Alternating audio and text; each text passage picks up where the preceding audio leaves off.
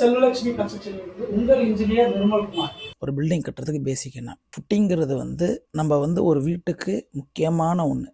எப்படின்னா நம்ம உடம்புக்கு எப்படி கால் ஸ்ட்ரென்த்து இருக்கோ அதே மாதிரி தான் வீட்டுக்கு ஃபுட்டிங்கிறது.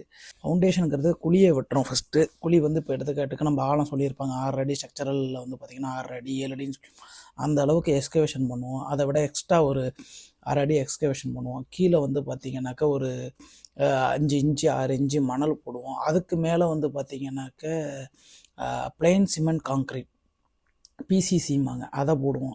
அது போட்டதுக்கப்புறம் நம்ம மார்க்கிங் பண்ணுவோம். காலத்தை ஃபுட்டிங்கை ஃபுல்லாக மார்க் பண்ணுவோம். மார்க் பண்ணிவிட்டு காலமும் மார்க் பண்ணுவோம். அதுக்கப்புறம் கம்பி கட்டுவோம்.